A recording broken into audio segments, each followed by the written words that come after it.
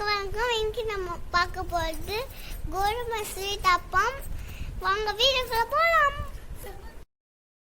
Ready பண்ணிடலாம். சர்க்கரை 1/2 cup சேர்த்துக்கோங்க. சர்க்கரைக்கு பதிலா நீங்க வெல்லம் கூட சேர்த்துக்கலாம். 2 பிஞ்ச் ஏலக்காய் பொடி.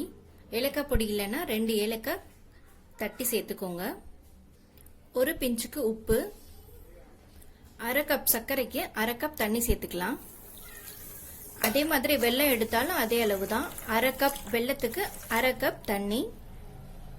சர்க்கரை கரைஞ்சி வந்தாலே போதும். இப்போ சர்க்கரை நல்லா கரைஞ்சிருச்சு. ஸ்டவ் ஆஃப் பண்ணிக்கலாம். பாத்திரத்துல நம்ம அந்த பாகை வடிகட்டி எடுத்துக்கலாம். நீங்க வெல்லம் செஞ்சாலும் சரி, சர்க்கரையில செஞ்சாலும் சரி, வடிகட்டி எடுத்துடலாம்.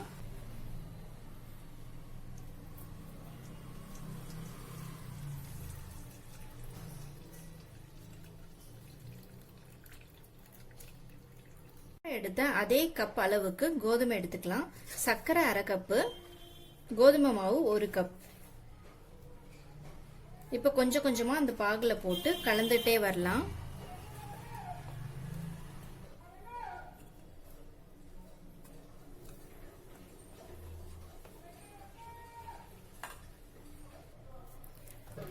பாகுல கோதுமை மாவு கலந்த பிறகு இந்த மாதிரி இருக்கும்.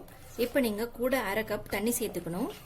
1 கப் கோதுமை மாவுக்கு 1 கப் தண்ணி, 1/2 கப் சர்க்கரை, இதுதான் அளவு. இப்ப நம்ம கூட 1/2 கப் தண்ணி சேர்த்துக்கலாம்.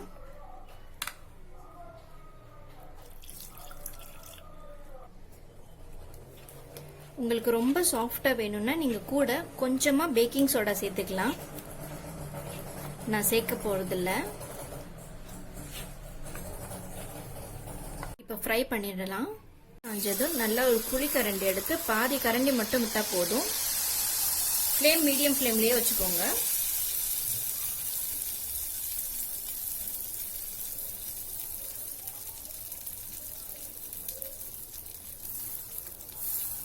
பேக்கிங் சோடா போட்டீங்கன்னா இன்னும் நல்லா பொஃப் பொஃப்னு வரும். இது உள்ள நல்லா வேகணும். அதனால ஒரு 1 நிமிஷம் மட்டும் வெந்து வரட்டும். உங்களுக்கு நல்லா ஒட்டாம வரணும்னா நீங்க கூட ரவை கூட சேர்த்துக்கலாம்.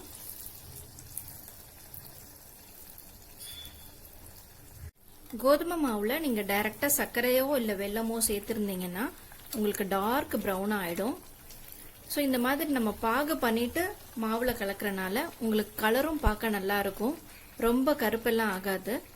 ஏன்னா கோதுமை மாவே ஏற்கனவே பிரவுன் கலர்ல இருக்கும். 2 பக்கமே வெந்தோடனே எடுத்துடலாம். இதை நீங்க மைதாயிலே செய்யலாம். பட் மைதா ஹெல்த்தி கிடையாது. கோதுமை உடம்புக்கு நல்லது. அதனால கோதுமையிலே செஞ்சு சாப்பிடுங்க. 10 நிமிஷத்துல இந்த ஸ்நாக்ஸ் செஞ்சிடலாம். ஸ்வீட்னால குழந்தைங்க விரும்பி சாப்பிடுவாங்க. கோதுமையில செஞ்சனால ஆரோக்கியமானதும் கூட. நீங்களும் இதே மாதிரி செஞ்சு சாப்பிட்டு பாருங்க. உங்களுக்கு பிடிச்சிருந்தா என்னோட சேனல் பிரியாஸ் கிச்சனுக்கு லைக் பண்ணிட்டு ஷேர் பண்ணிடுங்க. மறக்காம சப்ஸ்கிரைப் பண்ணிடுங்க. Thank you for watching.